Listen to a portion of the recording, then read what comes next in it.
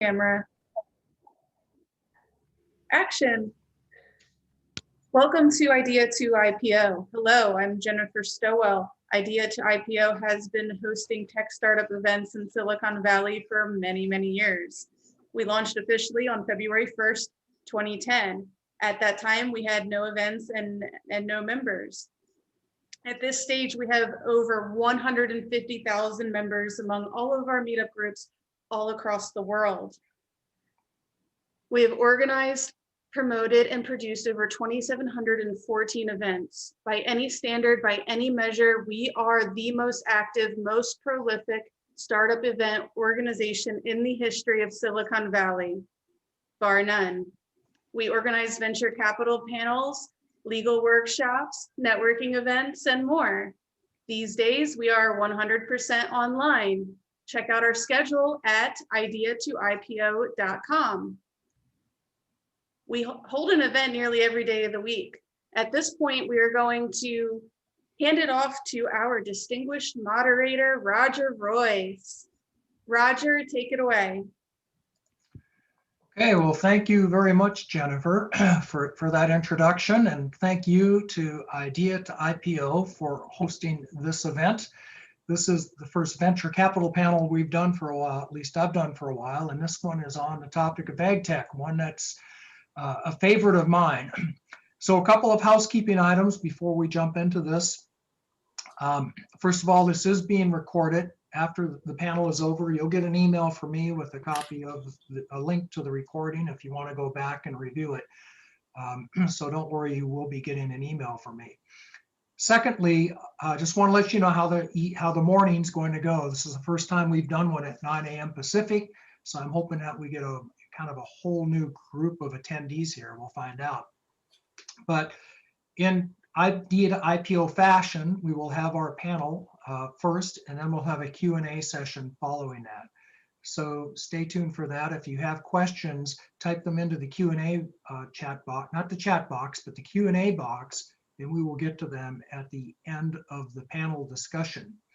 Now you'll notice there is a chat box, and I've enabled that for everybody to talk to everybody else if you'd like. So if you've got something to say, post your LinkedIn profile there. I'm going to do it in a minute here. Your Twitter feed, I'm going to post to our AgTech YouTube channel, our AgTech LinkedIn group. If you're interested in AgTech, you should be subscribing and signing up and joining all those groups where we post content daily about everything that's happening in AgTech. So use the chat box, use it to talk to everybody else as well. Okay, let me change, don't worry, I'll change the view in a minute here once we get started. So a couple of other things. If you're tweeting, tweet to hashtag Idea to IPO and make sure that you sign up for all our news groups. Now, I'd like to do a little poll here, find out who's in the audience. As I said, this is the first time that we've done this at 9 a.m. So I'm wondering if that makes a difference as to who shows up. We usually get a lot of startup entrepreneurs, but let's find out. Okay, 60% startup entrepreneurs so far, 15% and 20%. Wow, a lot of investors in this one. Handful of service providers. With about 70% of the vote in, it looks like it's 62% startup entrepreneurs and 17% investors, 10% service providers. Okay, so our panelists should know that, so we can tailor our comments. Let's try another poll here. I'm really curious as to where everybody's from because of the time difference. Our panel is all over the time zones. We got West Coast, we got Central Time, we got East Coast, we even got Singapore time. So where are you from? Let me know where you're from. We usually get a big Silicon Valley contingent here. That's polling a little lighter on Silicon Valley than normal. We're only at 17%, a little more on other North America, more than 50%. We've got more people from Europe than we have during our evening sessions. Surprise. No surprise about that. We've got let's see, where else? Eastern Europe, South Pacific, Asia, we've got a few, other North America is most of it. Okay, and I'm going to go ahead and chat to you the information that I mentioned about our AgTech group. Okay, so 70% Silicon Valley, 51% other North America, 11% Western Europe, 8% Asia, 3% Eastern Europe, 3% South Pacific, 2% other. All righty. Okay, so with that, thank you for joining the webinar. This is Venture Capital Investment and latest innovations in AgTech. For about 10 years now, the technology of food production is one of the steadiest and fastest growing investment sectors. It is a large and crowded field, but there's still a lot of opportunity in the space. And in my opinion, at least, there aren't that many industry leaders on the tech side that have emerged to dominate quite a few areas of AgTech yet: data, robotics, automation, soil biologics, and supply chain. So we've got a panel of venture capitalists come argue with me about that. They're going to cover which agricultural technologies are the hottest sectors, how has COVID affected the supply chain, will investment in AgTech stay strong, what are the most promising technologies, what are investors most interested in, etc. On our panel today, we have Jolly Day. She's chair of Ag Food Health Span, Claire Pribula, co-founder of the Yield Lab Asia Pacific, and Ephraim Lindenbaum, managing director of Advanced Ventures, very well-known voices in investment in AgTech here in the Valley. So with that, before we get started, I think I'd like, in my usual fashion, to let our panelists introduce themselves and tell us a little bit more about yourself and how you come to the space. And Jolly, why don't we start with you? Well, thank you so much, Roger, for including me in this conversation. And greetings from Austin, Texas. I got my degree. I've always been in food and agriculture. I'm not a newcomer. My degree is in plant biology, and I started as an academic for the first 20 years. I'm going to date myself now. My research was in plant biology, plant molecular biology, and biochemistry. And about 20 years ago, I switched. I decided 20 years was enough in academia, so I entered venture capital. I was living in Palo Alto and on Sand Hill Road. What do you do other than investing in a startup? So that's how I ended up in this. Thank you very much. Claire, I know you're coming to us all the way from Singapore in the middle of the night. So tell us a little bit about you and Yield Lab. Well, thanks for having me, Roger. I really enjoy these panels. As far as my background is in technology for over 30 years. I'm from St. Louis originally, which is kind of a very strong agricultural ecosystem, but I've been in Asia Pacific for the past 20. Always creating new lines of businesses and new businesses for large multinationals. Did my own startup, got involved in that with that startup. Our largest customer ended up being Monsanto, and which brought me more into the agribusiness space. After a successful exit, I got connected back in St. Louis with Thad Simons and Larry Taylor, and we started putting together a plan for the Yield Lab. Thad Simons is the founder of the Yield Lab. We're an early stage AgTech VC that's in the US, started in the US, Europe, Latin America, and now Asia Pacific is the latest fund. I'm the managing director of that fund. You've been expanding, it looks like. I've been seeing the notices with your fund. Yeah, we just in Europe just got our 60 million close of that fund. Our Global Opportunity Fund has reached its close. We also are doing more things in the our not-for-profit side, which is we use our not-for-profit side to kind of throw the hook out into areas of agriculture which are likely touched with innovation, and by running challenges, and they're non-dilutive, non-equity taking in this way to stimulate innovation as a precursor to our funds, and also as a give back to everybody to generate innovation that's going to help fill in the gaps of the inefficiencies that exist across all the different pillars of agriculture. Okay. Okay, thank you, Claire. So F, you're on. Thank you so much, Roger. It's great to be on a great panel with Jella and Claire, just phenomenal panelists. My name is Ephraim Lindenbaum. I'm the Managing Director of Advanced Ventures. We're a Silicon Valley-based technology, health, and wellness investment fund. We've been investing since 1999. My background is actually as an entrepreneur. So I started and founded a company and grew it here in Silicon Valley and exited in the first dot-com boom back in 1999. And, you know, it's somewhat binary as an entrepreneur in Silicon Valley when you exit. You either start your next company or, you know, become an investor. I jokingly say I didn't have any great ideas to start another company, but really I found a great team of folks at Advance, and we spun up Advance in 1999. Actually have known Roger since then. He was on the deal team that helped sell my company in 99. That's how small a world it is. And in fact, we've been investing across, as I mentioned, technology, health, and wellness now for approximately 22 years. We're one of the first true AgTech investors. We invested in horsepower.com in year 2000.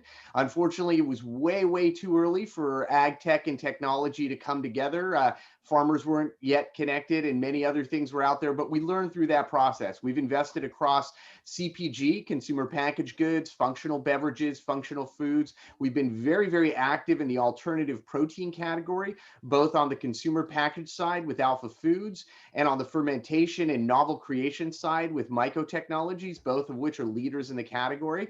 We've invested in the beverage category, animal feed, and many other areas that touch broadly the ag and food space. And, you know, it's certainly part of our core mantra and one of our key sectors.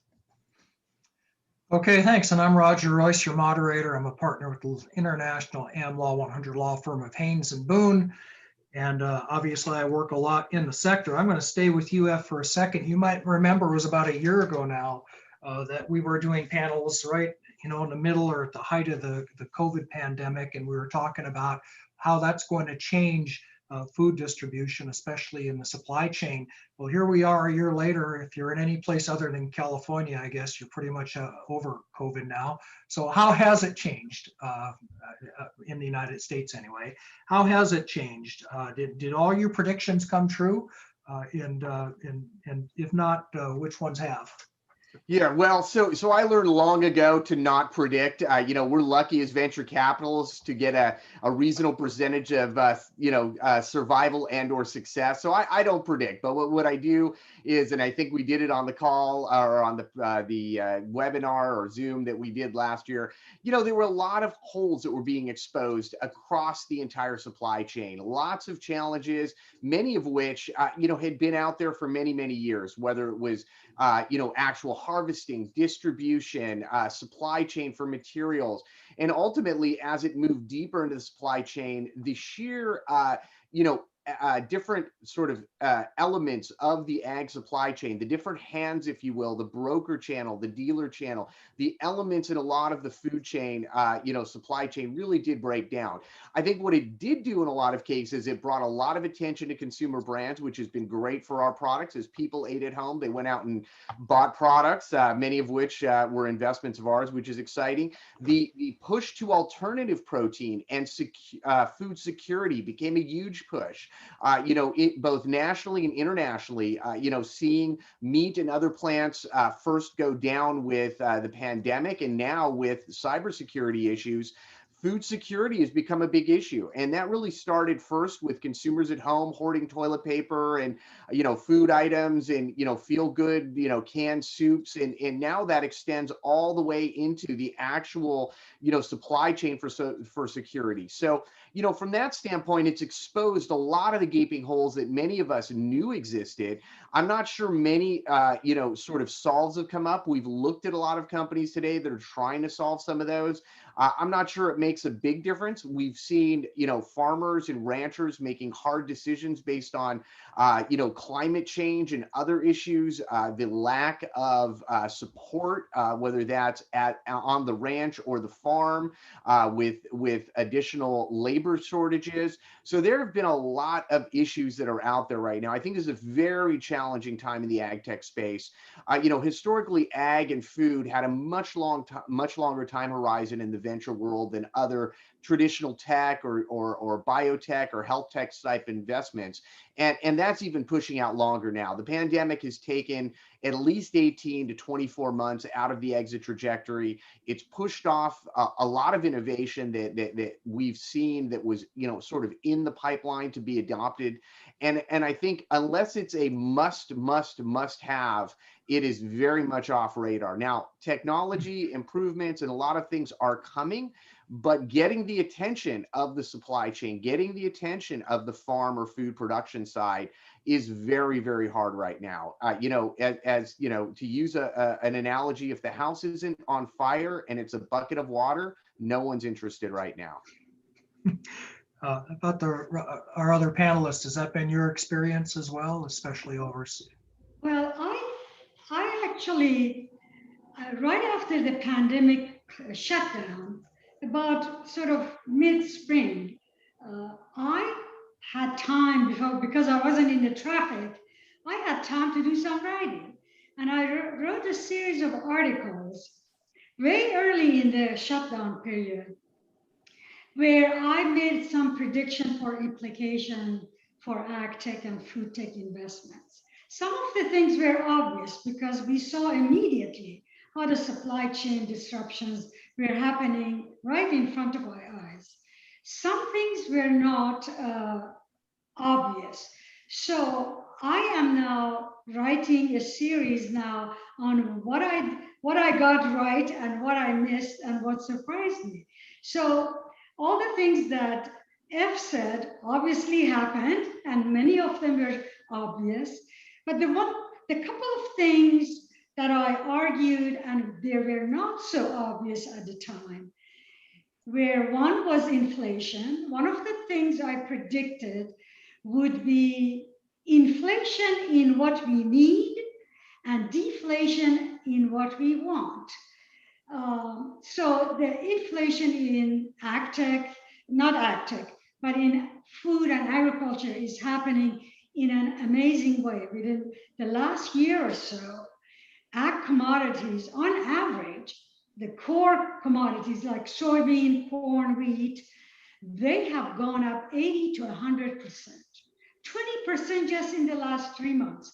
And I have a slide, I can't do it right now, but it's amazing the kind of inflation you saw in ag commodities.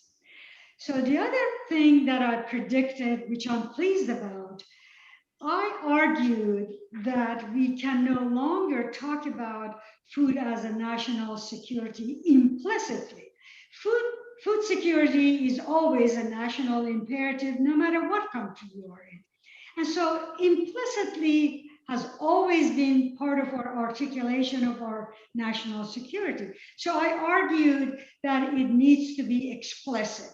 We no longer can say food is important.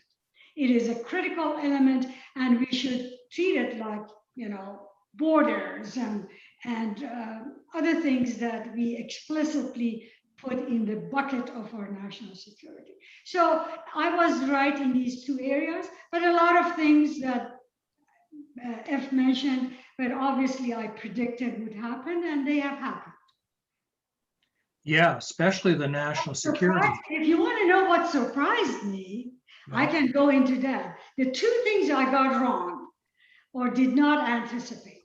The one area that I was totally off and wrong was the venture capitalist and PE appetite for investment. And that's because I could not see the magnitude and duration of pumping money, both monetary and fiscal. I don't think anybody saw that. I didn't see it either. I knew the government would come in, especially the Feds, but I didn't think this kind of fiscal is still. So that I was wrong on that. So VC is thriving right now. PE is thriving. The other thing that it never occurred to me was this kind of hacking with our food system, with our commodity system. So these are the two areas I was wrong or did not see it. The hacking, you mean like the big meat plant that got hacked recently? And then oil, energy and food, these are national security issues. Yeah, they absolutely are. Well, we've been, I've been on panels talking about that for 10 years now about cybersecurity, and it was just a matter of time before agriculture had to deal with the same problems every other industry does. By the now- way, Georgia, anybody who wants to see the complete series that I published, they are on my LinkedIn. They were published in Global Ag Investment website, so they can go. Good. Well, put it in the chat. I think we'd all like to look at that. Claire, I want to give you a chance to get in here as well. What do things look like overseas? Well, being in Singapore on an island, Singapore, as usual, was ahead of the curve in identifying food as a national security challenge before the pandemic. But it only became far more critical during the pandemic, and only as Singapore can do, which is to rally and kind of pull it together. But the supply chains being very long and being very fragile because food is originating from other sources, it's heightened the awareness of the fact that we still, after all these years talking about supply chain, I mean, I back when I was at IBM, we were rolling out a supply chain solution, and that was 20 years ago. And yet still, innovation is just now getting to the point where there's something in it for everyone to participate in a true end-to-end farm-to-fork supply chain solution. So we're seeing some good ones now, but it's also heightened the fact that there's a tremendous amount, because you've already talked about some of the topics, so I'll go a different direction. There's a tremendous amount of food waste, and this just heightens that. Even there's enough being grown on this planet, it's just not getting to its final destination. And with this pandemic, it just made it even worse. So innovation that's able to place itself along the supply chain and remove mycotoxins and bacteria and fungus off of grains, off of food, and get it to its final destination, and ensure everything that's grown is actually reaching the place it needs to be, is going to be an amazing impact. And there is innovation out there that's doing that. So I think, in general, from a Singapore perspective, already a fragile supply chain, which was completely broken during the pandemic, and alternate plans need to be made. But the good news is that there is technology now that's catching up to providing full end-to-end traceability, and to be able to invoke action plans if a supply chain breaks. And also there's innovation out there that can help make sure that the food is being refreshed and kept in its original state as it moves in through the supply chain. I think this is innovation that's going to be pivotal going forward. Yeah, those are technologies I think we were talking about a year ago, and I think what you're saying is the ball has advanced a little. I want to raise a kind of a different issue, which might sound a little out of sequence, but I want to make sure we get to it this hour. Since this is our cutting edge ag tech panel, you guys are right on the forefront of everything. We're in another drought here in California. Mm-hmm. And I remember the last drought. Remember, you and I were on panels talking about water technology, and everybody was extremely concerned about it. Ranchers were killing their cattle. Farmers were going 300 feet down looking for briny water in California in their wells, and the drought ended, and everyone forgot that California is a desert. Well, here we are again.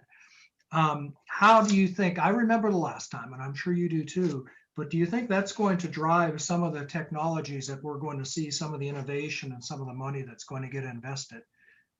Anybody? Yeah. Roger, you're so right. This water issue may go away for a year when you have above normal precipitation. But I think for California and the West, US West in general, it's a persistent issue. So the way I look at water is a commodity. I think the commodity prices are going up partially because of this drought and some acreage partially out of production. So I think water management solutions is going to be critical. In fact, we are looking at a number of water management deals, and we are very keen on seeing them invested in. Jeff? Yeah, I mean, so yeah, if I recall, Roger, you and I actually drove out to, I think it was Sacramento, and I think maybe even, God knows, someplace, even deeper into the California heartland, so to speak, on one of these issues. So, I think memories tend to be short in this regard. Farmers tend to live in sort of an environment of feast or famine, right? I mean, there are, all kinds of challenges that they face. It's one of, my God, the hardest jobs in the world, right? You can do everything you do on a daily basis, use every tool in your toolbox, and then have all of these sort of unknowns, whether it's pests or climate or weather or, God knows, a windstorm in Iowa that knocks all of your stocks down. So, there's a lot out there. We've certainly looked at, and we do have a great company that's in the water testing space, as well as food pathogenic testing, high speed, trying to help with a lot of these issues. But, I think it's a combination of acceptance from the industry, right? It's like, if you look at the tech industry and as cyber issues became clearer and clearer in email and many of these other challenges, spam, et cetera, adoptions were made there. And I think we're starting to see a little bit of that in the ag tech space. But there are not quite the level of solves that we would like. I mean, the solve for, a water shortage in California is very challenging. There isn't a tech solution. You can only go so deep in the water. This is sort of Hail Mary desalination, 4-foot pipes going over the mountains into the valley kind of stuff that we're going to have to look at as a state going forward if we want to maintain this mass agricultural base, right? And when you start to look at, can we convert this to indoor? Can we find better and safer and more effective ways? I mean, these are very small sort of drops in a very, very, very deep well that we're talking about, right? So, while we can manage our way to 10% or 15% or better crop types to gain a little edge here or there, or do some more indoor, if we're going to maintain the base that we've experienced over the last, 200 years in California, there's going to have to be a pretty big Hail Mary. And I think there are many states in the Gulf and in the Mediterranean that have adopted things like this and made it successful. But these are big infrastructure issues, I believe. F, let me pause on that for a second. I have seen a lot of technologies around this, and I'm wondering, as an investor, if you would invest in some of these. Let me give you an example. Desal is one. Love Desal. You do? Okay. Water from air. I've been seeing that for a long time. I don't know if that has an agricultural use, but you probably bottle it. And then the other ones are just water management, like Jolly was talking about, just real smart irrigation, where you use a lot less water. Would those be interesting to you as an investor?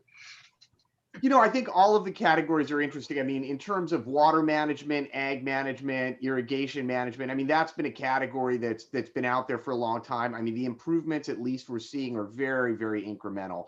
We're not seeing that, Hail Mary high volume transition there that I think makes a big difference. Number one, desalination is great. You've just got to have a source, right? So, in the state of California, desal is challenging because there's a mountain range for the most part between the ocean and a lot of the areas. There is the Delta. There is some discussion about that, but there's some very deep environmental issues there that will have to be addressed in order to make some of that happen.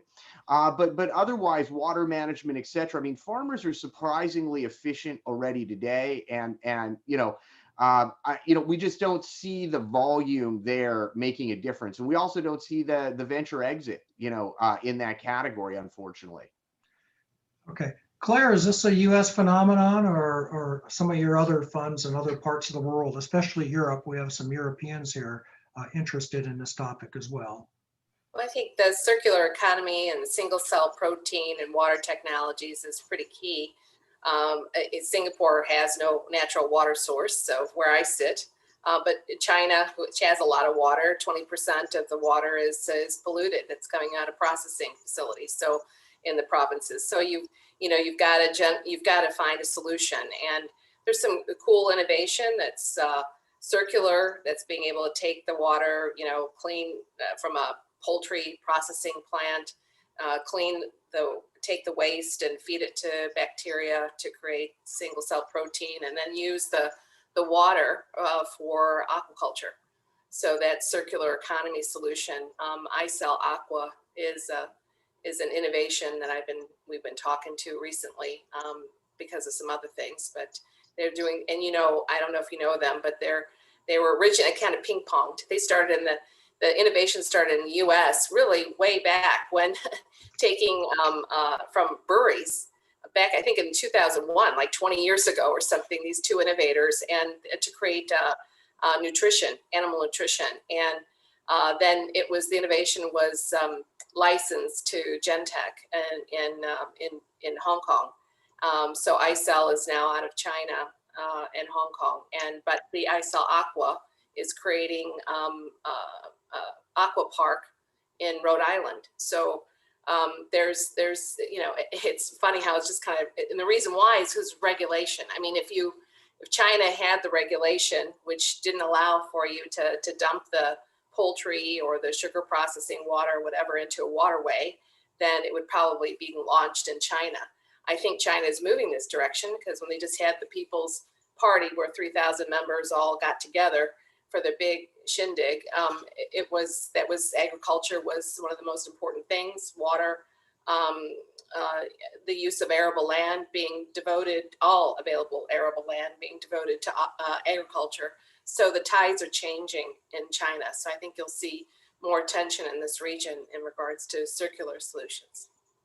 You know what I remember about Asia, because our program, our AgTech Innovation Network, we do programs all over the world, and we did a whole month in Asia in 2017. I remember controlled environment ag being a big deal over there. And it's certainly been some developments here in the United States. God, I talked to a company last week that claims to be able to grow pineapples in West Texas. So Jolie, you'll probably be seeing them in Austin soon. But Claire, is that still a big thing, or is that a big sector? Controlled environment, indoor urban ag? Yes, I mean, Singapore's got I don't want to make this too much a Singapore-centric Asia discussion because Singapore is just one small portion of this region. But Singapore made it three areas of focus for the next 20 years and around AgTech, and it's controlled environment ag is one, aquaculture, and alternative proteins, clean meat. So yes, there are in Singapore indoor farms popping up everywhere. Suddenly, even seed is being distributed by the government to the citizens so that they can start to grow their own plants in their home. But controlled environment ag is extremely important here because, again, it's about food security and self-sufficiency. Roger, you are so right so spot on to bring this topic up. I'm going to go back to my series of articles. One of the things I predicted it wasn't too difficult to predict, was decentralization of food, growing of food, farming and delivery, distribution. So one of the things that is very important about indoor agriculture, it is the best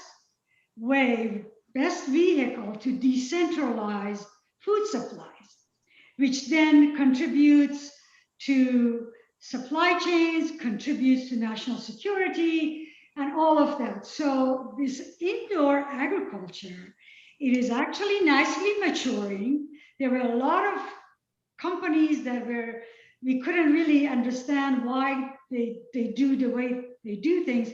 But now the whole indoor farming has come to a stage that is ripe for consolidation, actually, but contributes to this decentralization. That is, as a result of post-pandemic, we all want more decentralized, more deglobalized supply chains. Yeah, and adding to both of the great points from my co-panelists here, I mean, I think, we view fermentation in that particular category. One of our companies, Myco, is really developing a 1.1 input to one output kind of model versus the 47,000 times you have with something like, animal protein, particularly cows, right? So, and that's very interesting, to folks across Asia, the Gulf, et cetera. And I think at the end of the day, being able to look at waste streams that individual countries produce and then being able to turn those through novel mechanisms, most likely fermentation, et cetera, into high value protein sources is very much where we believe the future of, you know, the food system is in the world. You know, that will not fundamentally replace your microgreens or your, your animal protein, but it will limit it. And, you know, in so many of the products, particularly in the highly developed, United States and in other categories, you know, are fundamentally highly processed, right? So if your child eats chicken McNuggets, or a similar nugget kind of product, whether there is, 10% animal protein versus, plant-based, or 0 or 50, to a large degree, the flavor profile now, the aftertaste, the texture, these things have been solved. And, we have a company called Alpha Foods that puts out a plant-based nugget that I would put up against just about every other product, available in the, in the frozen section, that's animal based. And, things like that ultimately change the dynamic. And as those plant-based products come from better and more efficient plants, not just traditional soy or pea protein, but can come from fermented proteins where you've got very low input to output ratios, then you start to move the needle. And what I think happens is, when you look at gas output in the United States, animals are a very, very big factor. We've just recently seen some methane capture technology that gets very interesting. We've seen a microbiome product for ranchers that basically reduce flatulence, for lack of a better word, in cows, thus reducing their output. I think the government will ultimately, through USDA, fund that company and force it down as a supplement on the entire ranching industry. I think we're going to see some of that over time. So there's a lot of things that can be done in that category. The real issue is what's venture and what's what we call ESG. What's a social investment, which may or may not yield the kind of respective venture return that we look for, versus a true venture investment. And I think that's the big quandary we're seeing in this category right now. And I think Claire made some great points about China, and Jella made great points about, supply chain. But you've got to have the classic economic model. There has to be a payer, there has to be a customer, and there ultimately has to be an exit. And who's the buyer out there? And I think that's the big challenge. Roger, you talked about Asia right now. There isn't a buyer in China. I think many of the, large scale funds in the West have felt like they've been either burned or what they had hoped come true in Asia, particularly China, hasn't. So many of them have pulled out. There hasn't been since 2017, the economic model there, unfortunately. Southeast Asia is better, but liquidity is our story, right? And as essential investors that need to return a meaningful return on capital to effectively remain, in the high risk category where we are, finding the right deals are very, very challenging in ag. And that's why we've looked at things like, alternative protein, CPG in the category, fermentation, areas like that. If I can just say one more thing about controlled environment agriculture. Who's it really for anyway? I mean, it should be for those that can't get access to produce, to fresh produce. Those are in food deserts. Those are in, climates that can't grow produce. And in Singapore is an example of this, but this is not a hard up country. So until the prices come down and controlled environment using less water, less power, I think that still controlled environment agriculture is not going to. It still needs to reach that point to mass adoption, to where it's not just a luxury that I can, place an order and get a fresh salad in the afternoon that's freshly picked. And that's, I think, something that we all in the industry need to work towards, or to help the innovators work towards. You all have said so many things that I would really love to drill down on, but I want to make sure that I get to a couple of topics. One in particular, our audience is 50% non-Silicon Valley here. So I always, when I have AgTech panels, I like to talk about how widely dispersed this industry can be. And I've been seeing Silicon Valley VCs invest outside the area the last year. Jolly, you moved to Texas. Yeah. And Claire, you're way over in Singapore doing this sort of Don't hate investment. me for that, Roger. What's that? Don't hate me for that. No. Okay, I'll try not to. I was still the girl you knew. So, Okay. yeah. But for our non-Silicon Valley AgTech companies, do they have as much opportunity to attract a venture capitalist like you folks as they did when they were here in the Valley? Well, Yeah, so I think Silicon Valley is still the star, is the shining bright star in the sky. It's a center of gravity still. But I think what is interesting is places like Austin, Raleigh, North Carolina, San Diego, or even Missouri, St. Louis. These places are becoming their own hubs. And there are opportunities. The deal flow is good in Austin, very good, because more and more people are coming here. And I think there is an obvious effort led by Steve Case. His Rise of the Rest Fund is specifically designed to invest in non-Silicon Valley companies. So in fact, one of my companies recently got a Series A that was anchored by Steve Case's Rise of the Rest. So I think there are plenty of opportunities here, but I still think Silicon Valley is the shining bright star. Jeff, would you invest in a St. Louis company? Certainly. I mean, all of our ag tech investments have been outside of Silicon Valley. I mean, I sit on multiple boards in Denver. I sit on boards in Arizona. We've invested at across the country. So, I think ag has always been a non-Silicon Valley model for the most part. In fact, there are very few ag deals that have really spun up from Silicon Valley. They may have come here for capital or resources or management. Silicon Valley is the hub of capital for this industry, right? And then that capital and resource base can, sort of come out like a star into other areas, right? The capital and the legal elements like that in this ecosystem are really the Silicon Valley story. I mean, certainly, Singapore is a great financial hub as well, but in the US and in the venture capacity, this is the case, right? So, if the company's based in Missouri, you can have a Silicon Valley law firm, which I know you've had done for years, Roger. You can have a Silicon Valley venture investor like us.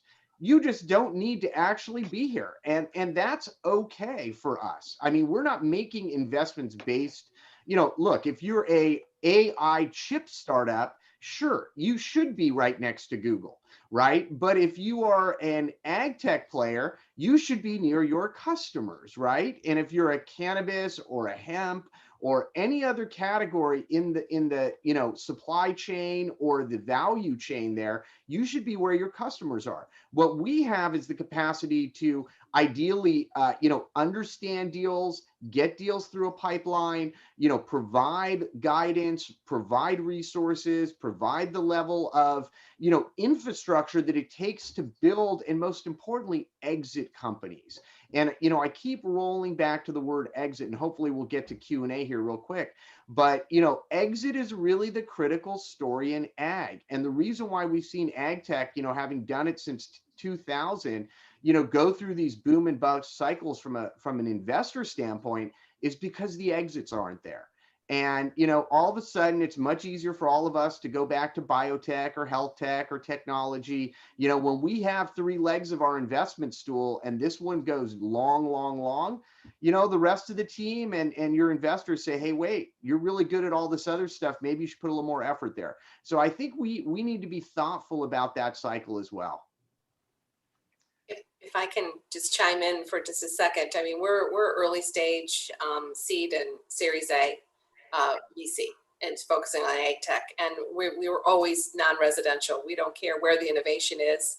As a matter of fact, nothing could be worse than, and the term accelerator just really kind of bothers me, but what we do is really more like early stage private equity, and we're very hands-on in providing the right kind of subject matter experts to help these 30-year subject matter experts out of the relevant area of industry, help these founders get through to commercialization, but we leave them where they are, and nothing could ruin them quicker than pulling them out of Vietnam and making them sit next to you. But the uniqueness about Asia Pacific, just to be a bit global, is the smallholder farmers.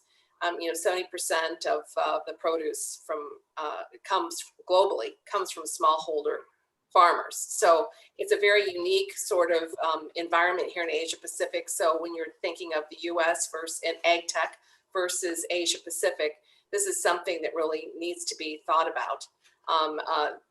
The innovations that are focusing on smallholder farmer solutions are quite unique and have to be able to aggregate, whether it's the getting credit to smallholder farmers, or whether it's looking at getting some sort of affordable sensor to where you can assess and do prescriptive analytics for microclimate data. This is all very unique to this region, and also Africa and Latin America, the smallholder farmer epicenters. So just adding a little bit of a global flavor to the focus. Okay, well, thanks very much. We're going to open up the questions a little early this time because some of our panelists have other commitments. So if you have questions, put them in the Q&A box, not in the chat box. In the chat box, you should put things like the thing I just put, LinkedIn pages. But if you have questions for us, put them in the Q&A and we'll go to that. But first of all, thank you, panel, for that. We could talk for hours about all of these topics. I'm going to take these a little out of order, but one that I wanted to talk about, but someone gave me a question that tees it up perfectly, is rural broadband and connectivity and what's going on, especially in the infrastructure bill discussions right now. I've been hearing for years we're going to get a big rural broadband bill so that the whole country, can be connected and on the grid. Before that happens, how do we deal with that problem is the question here in rural areas. Does anyone want to take that? Sure. We've been looking at this kind of tech. There are a lot of new innovations with both low orbital satellite and other models, mesh networks, ultra broadband. There's also a couple of other models that we're seeing out there to create more connectivity. I think the overarching issue is economics, right? Is the value, and farmers have really been, I think, the most advanced folks. I mean, I remember when we started getting into ag, investing in the early 2000s, seeing, $100 million combines that were connected to satellites and had all kinds of tech. I mean, farmers have been using very advanced tech, but there has to be maximum ROI. So the spend to light up an irrigation station, at 50 acres out versus the potential loss or control functions, which they're able to do in just a straight automation level, has got to be there. And I think, farmers are highly practical people, in all areas. And to Claire's point, especially in subsistent areas, the ROI has to be so immense. So, we'd love to see the infrastructure bill make a difference. We'd love to see some, private infrastructure like low orbital satellites make a difference. But until that stuff comes in, it's still a stretch, and only for high value crops is what we're seeing. Other panelists have any comments on that? Connectivity, challenges? I would add to what F said in terms of challenges, that I don't have a solution, but I would like somebody to think it through and come up with some solution. One of the things that worries me is the next generation farmers. The current farmers' children are not going into farming. And that could have major consequences for us, as not the suburbs and near the city farms, like within 200 miles, but way out there. I think we need to find a way to keep the farming families continuing farming. Yeah, well, that labor shortage is something that I think F touched on earlier in the hour. And that I've always felt that's been driving a lot of the innovation. I'm not sure there would have been a Blue River Tech if it hadn't been for the fact that labor costs so much in California. That's an exaggeration, but you get the idea. Mhm. So maybe that is the solution to the labor problem, is automation, do you think? Mhm. Okay, I guess not. So we'll go on to the next question. Data management needs of smallholder farmers. What are the opportunities there in data management? Is that a sector? Is that something you would invest in, and what sort of product? You know, Yeah. farmers. I'm sorry. Oh, sorry. Go Please. ahead. No, please go on, Claire, please. No, from a smallholder farmer perspective, they're just not known, right? So they need to become known, and they need to be able to have some visibility of what's going on to be able to optimize what they do on their 5 hectares of land. So they don't have the money to pay for something. It's really more about the input providers, you know, being able to reach these smallholder farmers and to be able to do better things in aggregate. So that is for the smallholder to be able to somehow back into a credit, for example, a credit rating of that smallholder so they can get a low interest loan. And to be able to do that, you need to be able to understand their soil quality, to be able to understand what they've previously produced. Like in India, they have FPOs, which are like the co-ops, and to be able to go through them and get this kind of data to be able to then provide and kind of stave off the challenges smallholder has in being able to get loans. So they can, no smallholder farmer wants to be a smallholder farmer. They want to be able to earn more. Also to be able to have a marketplace where they can actually be able to sell their output, or to optimize the land that they have and plant what needs to be planted, or to do predictive and prescriptive analytics and tell them when there's an onset of disease it's going to happen. So you're looking at the entire smallholder farmer network versus just the one smallholder. And that's where the solutions are. They're all about taking smallholders and giving total visibility across all of them. It's interesting you mentioned that data. You know, Claire, out in Texas, there's a farm data cooperative, first one in the country. It's been around a couple of years now. That might be the model for the rest of the country, where farms will aggregate their data into a co-op so that everybody can use that. Any other comments on the needs of data management needs? Okay, let's go on to another question here. Could the panel comment on the Chinese development of multi-building, multi-story hog farms? One has 100,000 sows, which will produce 2 million pigs per annum, versus U.S. industry is very critical. I guess the broader issue, well, there's a lot of issues raised by that question, so we could take that apart a lot of different ways. I look at that and I think about alternative protein. I think of pigs in China, I think alternative protein because of what happened over the last couple of years. I also think about food safety issues. Anybody want to comment on any aspect of that? I mean, also it's a vaccination issue to try, you know, get a remedy for African swine fever, and to be able to come up with a, you know, that's putting stress on all the different proteins in the country. So there are solutions there that are more scalable, cell-based solutions to be able to create, run multiple tests to get to a vaccine that'll solve the ASF issue. Yeah, Claire, how did that shake out? AgTech is a company that has this. I was just going to say, a year ago, we were talking about this, about, you know, swine flu in China and how that was affecting the worldwide markets. And some people predicted that would usher in an area of alternatives. Some people said it was more a biotech thing, like you just said. How did that shake out? How did that end up? Who was right? What technologies won? Well, it is true. Alternative proteins are very hot in this region right now. So I think that's one thing. Also, there's a lot of more innovation around aquaculture that's starting to come up, other proteins. It has stimulated innovation in other protein areas. Yeah.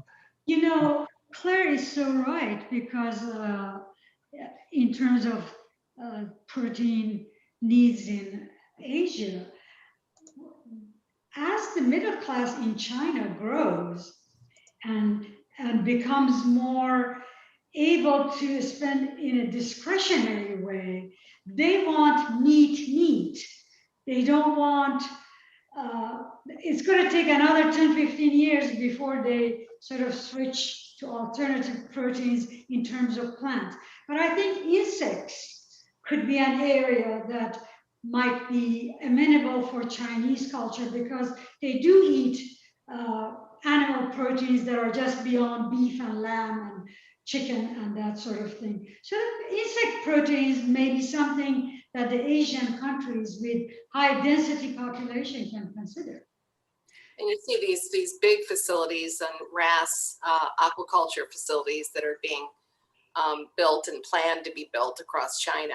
Pure Salmon is one, which is, you know, massive facilities that are on land. Japan, they've already are building, almost done building that facility, and they've got 5 planned for across China. And it is a food safety issue. I mean, the people demand it in this way. It's a closed environment, and it assures the quality of the protein.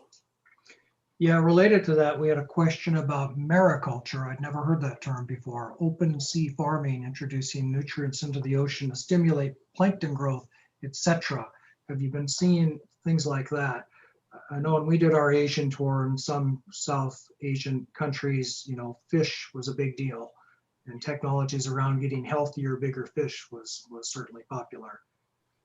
I am a supporter of mariculture, but I would be horrified if we kept adding things to the ocean in order for the plankton to grow. What we need to do things to clean up the oceans. I would be horrified to add things in order for the plankton to grow. But I'm in favor of mariculture in a way that does not cause side effects, unknown consequences, you know, unintended consequences. Okay. Okay, you're going to have to excuse me. I'm going to have to sign off now for a board meeting. Appreciate it. Great panel. Lovely to see everybody here. Thank you so much, Roger. I really appreciate it. Okay, thank you, F. Thank you. Nice to see you. Great to see you folks. Great panel. Thank you. Bye-bye. Bye. So F left before we could get to the question as to whether you invest in cannabis, because I'm sure that being in Texas and Singapore, you do not. Yeah, not yet. So F is the only one. No, actually, even when I was in Silicon Valley, I did deep dive into cannabis and all of that. And at the end, I decided I would not want to invest in recreational cannabis, just for my own value system. I would only invest in medicinal. And then I thought the medicinal is too complicated for FDA regulation and blah, blah, blah. It's a biotech kind of investment. So I basically stopped investing in cannabis. Was that a good move as a financial matter? I'm happy with that move. Are you? Okay, okay. Well, but our U.S. fund has invested in hemp, New West Genetics, which is a seed genetics and breeding company. It has all the different varieties of canopy in the world, and it is a place where it can actually, you know, extract the highly nutritious ratios of omegas 3 and 6, and so it's one of our investments in the U.S. and I think it's already into its Series B round. Oh, okay, great. So, they're based in Colorado, yeah. Of course, it's always someone from Colorado. Next question. We have created novel solutions on pest and irrigation systems, tested and verified in Nigeria. Still difficult to get the right funding to push the technology out there. How do we go about this? Any advice for this company? I'm sorry, could you say the question again? Yeah, I read that really fast, and you know, you can, the panelists should be able to read these, but I'll say it again. We've created novel solutions on pest and irrigation systems, tested and verified by 2 reputable universities in Nigeria. It's difficult to get the right funding to push the technology out there. How do we go about this? Talk to the Gates Foundation. The Gates Foundation? That's what would be my advice. To get bugs out of the system, make it a little bit more investable, de-risk it a little bit with philanthropy money, maybe. Claire, do you have a comment? Money. Well, I mean, you could just, if you have a novel solution, you could send it to me. I mean, we are doing some analysis of Africa right now. So we have a colleague there in Senegal. So, you know, send me over, I put my link on the chat, and just send me what you're doing, and I'm happy to connect you. I think there's a tremendous amount of opportunity in Africa. It's just a place that seems to be growing really quickly, and it's sort of leapfrogging in terms of a lot of technologies. Claire, I think you might have mentioned blockchain or provenance. That's one example. But in this infrastructure, you would expect to see the same thing. They're not really burdened by a lot of old technology. And in the developing world, generally, I understand there's a lot of money now going into building infrastructure. And it can be the newest, latest, greatest infrastructure, like a very smart irrigation system. I'm not sure what the pest control part is, but the irrigation I understand. So that ought to be a place that investors would be really interested in being. That's what I would think. Yeah, I think that the challenge in Africa has just been making sure that the investment dollars are being used for the reasons that they were deployed. I think there's been a historical challenge in Africa around this, and also impact investors maybe not seeing the kind of return that they would expect in Africa. So there's been, when I talk to other colleagues in the VC space, these are conversations that happen about Africa. Oh, okay. Interesting. Roger, I have to sign off. I apologize for doing so early. I'm going to be the last person standing, Roger, and it's almost 1 a.m. here. We'll have a fireside chat here, I guess. Thank you so much again for including. Before you go, could you put in the chat how people can get a hold of you? Did you put your LinkedIn in the chat? Yes. Okay. Yes. Okay, great. Thank All right, well, you. thanks very much, Joel. I appreciate it. So Claire, here's a question about carbon capture. What projects can monetize interest in carbon capture? Well, we have one right now, Terviva, which is carbon negative solution. I don't know if I've ever mentioned them to you before, but they're right in your neighborhood, and they've just gone through their Series E round. It's based on the Pangamia tree. The Pangamia tree is all over the subtropics. It creates a bitter bean, a legume, and it's never been monetized before. And it's what I would call a adaptive crop, because it handles doesn't need much water, handles periodic flooding, and it's a carbon negative tree. So you're monetizing something that actually can be productive for 25, 30 years. And that's one thing right now that it's valued at over 180 million right now. This company. Yeah, capture and sequestration is a big deal right now, isn't it? So glad to see that you're. There's a lot of marketplaces coming up around carbon capturing, and I know Yara is creating one, and quite a few are. So it's a hot spot right now. Great. Hey, here's a question. Our space is tree crop pollination technology. We require extensive multi-year field studies, much like any other crop protection yield enhancer product. We have technology and agronomy aspects to our product. What's the best way for us to find an appropriate investor who has a longer term vision to exit? There's a lot in there. Go ahead. Yeah, there is a lot in there. And I guess AgTech always is a little bit of a longer term exit, isn't it? It's 6 to 8 years. Seems to be. At least. Multi-year field studies. We have a technology agronomy aspect.